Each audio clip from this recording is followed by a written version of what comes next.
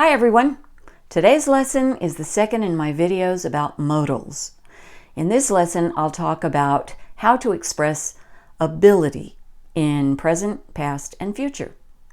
The vocabulary we use for this one is can, could, be able to, and was able to.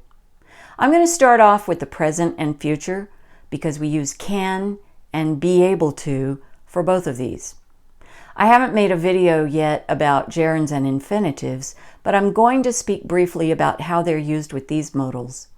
I'll make a video about gerunds and infinitives soon. If you watched my early videos, you'll know what an infinitive is. It's when we use the base verb with the word to. For example, to work is the infinitive form of work. What you might not know is that infinitives are sometimes used like nouns. And if you don't know what a gerund is, well, that's a noun that looks like a verb with ing. So they look like the present participle of verbs. Working would be a gerund if you say something like, working hard is good for the body and soul. In this sentence, working is the subject. But let's wait about getting deep into this until we get to the video on gerunds and infinitives. I'll touch on it in a bit. For now, let's look at the rules expressing ability in the present and the future. Expressing the present and future in these modals is very similar. Can and be able to both express ability. Can't and be not able to express a lack of ability. For example, you can speak English very well. Another way to say the exact same thing is you're able to speak English very well. This means the same thing as the first example. Let's look at another pair that means exactly the same thing. Henry can understand Spanish fairly well. He's not as good with Spanish as you are with English, but he's not bad. Another way to say the same thing is Henry is able to understand Spanish fairly well. So can and be able to mean the same thing. You should know that can is used more often than be able to, but you'll hear both in the U.S. The only differences are that be able to is usually a little more formal, and you have to conjugate the be in be able to. I've made this chart so you can see how we would conjugate be able to using the verb to work. Notice that be is conjugated. I am able to work, you are able to work, he is able to work, she is able to work, it is able to work. The last one here might not be used so much. When we use it, we usually mean something non-living. How does something that isn't living have an ability to work? Who knows? Maybe we're talking about a robot or something. Anyway, we're not discussing philosophy here. This is just grammar. And grammatically speaking, we should say, it is able to work. Let's continue. We're able to work. You know that you is the same whether it's singular or plural, so you are able to work and they are able to work. Be aware that there are other verb forms we use with be able to. For example, we can say, we're able to ride the bus to our destination, but we also say, we haven't been able to ride the bus in our neighborhood for a long time.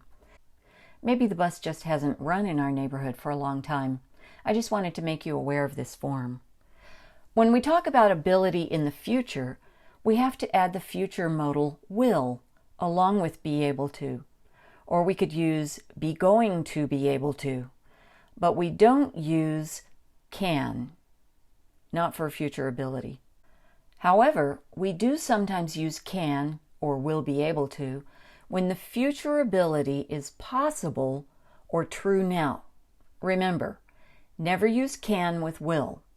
Let's look at some examples to clear this up for you. First, I will be able to read French after my course, and I'm going to be able to write too.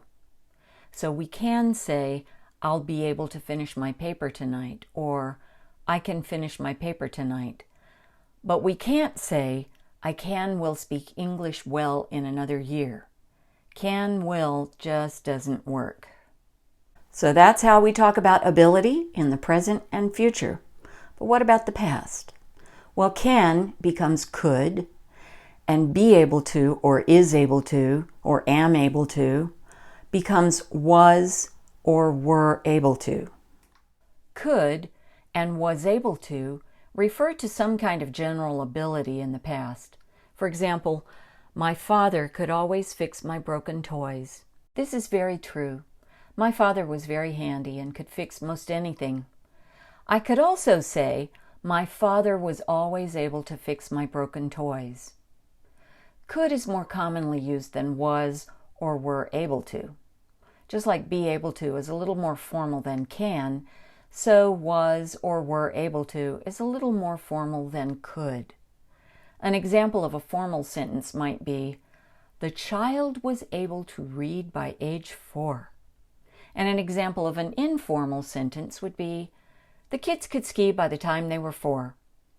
Use was or were able to, not could, to talk about ability at one time in the past. For example, we can say, I was able to fix the clock when it stopped, but I can't say, I could fix the clock when it stopped.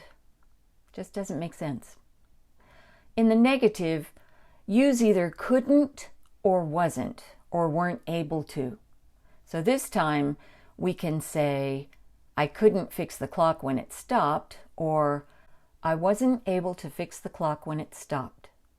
With some stative verbs, verbs of perception like see, hear, understand, or remember, you can use could or was or were able to talk about ability at a time in the past.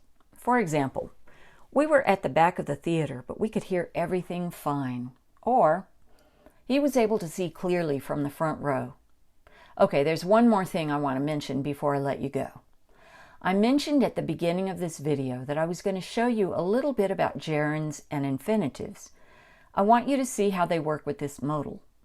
Looking first at gerunds, when we use be able to, we do it like this. Being able to speak French helped Julie when she visited Paris. Next, the infinitive.